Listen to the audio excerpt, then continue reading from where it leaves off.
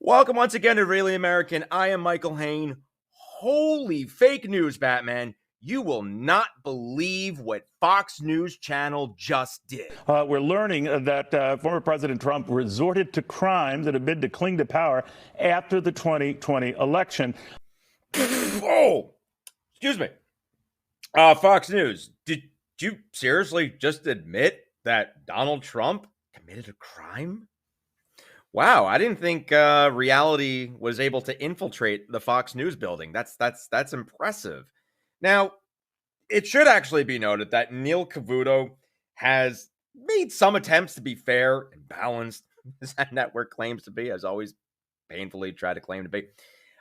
He's just kind of like a neoliberal, laissez-faire-ist, like I've got mine, F you, kind of a Republican, like still a dick, still probably a neocon, but he has, kind of called out Trumpy Dumpty more often than not.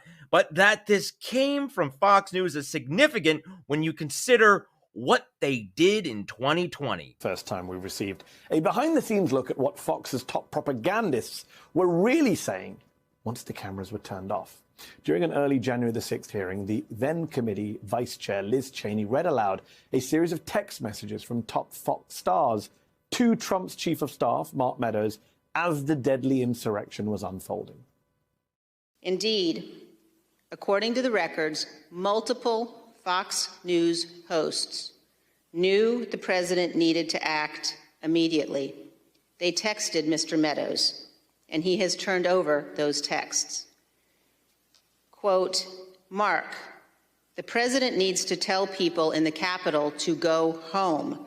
This is hurting all of us. He is destroying his legacy, Laura Ingraham wrote. Please get him on TV. Destroying everything you have accomplished, Brian Kilmeade texted. Quote, can he make a statement? Ask people to leave the Capitol, Sean Hannity urged. Today, the sheer extent of Fox's hypocrisy is laid bare in the pages of that new legal filing in the Dominion lawsuit. And that hypocrisy is clearer than it has ever been.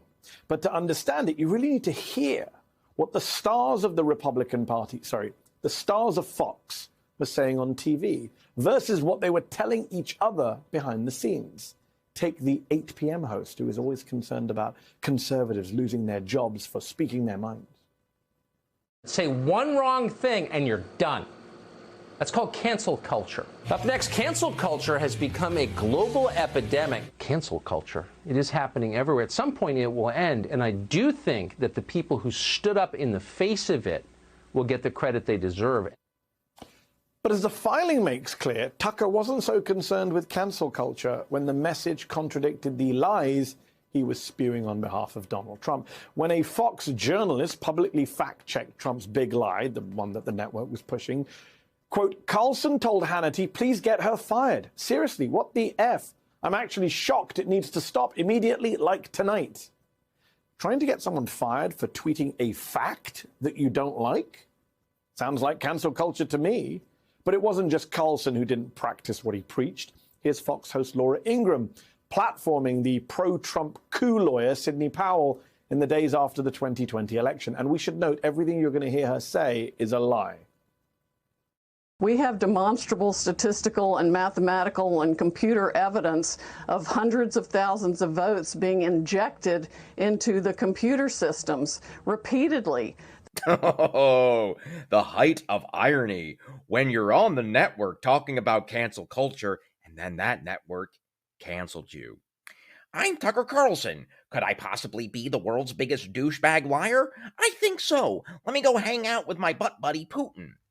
And whatever happened to that Sidney Powell lady? Sidney Powell pleading guilty in the Fulton County case, the Fulton County election case against her, agreeing to, I believe, 12 months probation, to pay a fine, and to cooperate as a witness in the investigation into other people, including, presumably, former President Donald Trump.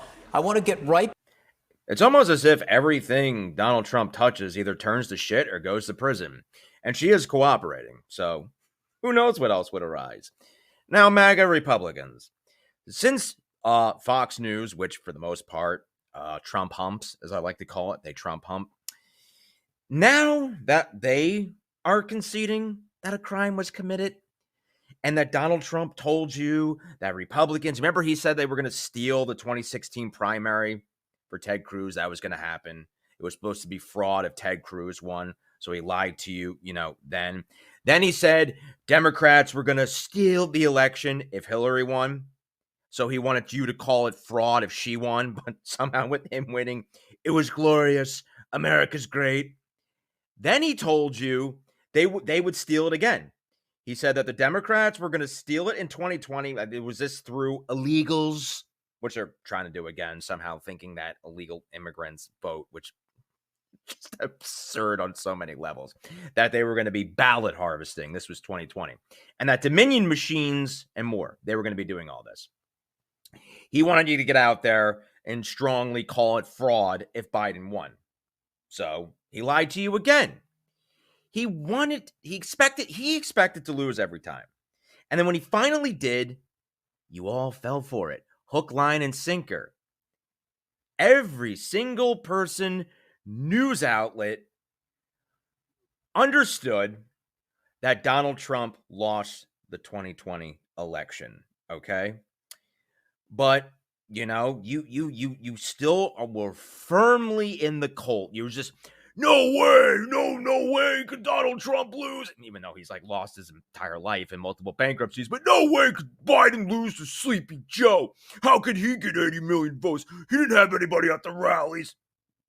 Forgetting that we were in the middle of a plague at the time and people were getting COVID. In fact, I think it was Donald Trump's surrogate, Herman Cain, who died from COVID complications because he was at a Trumpy Dumpty rally. So, yeah, Biden did the sensible thing that leaders do, not tell you to cure the plague by injecting yourself with bleach and not showing up at large events. Everything was done mostly over Zoom as the entire world was operating then. So, yes, he lost that election, but he wasn't done yet. No. He was rage tweeting every freaking night and day following that and saying, show up January 6th, make a lot of noise, be loud, be rowdy. And we knew this was going to happen. And just like the good sheep that you are, you all showed up. You all showed up in your cult merch and your Confederate flags and everything else that is so unbelievably un-American. It's despicable.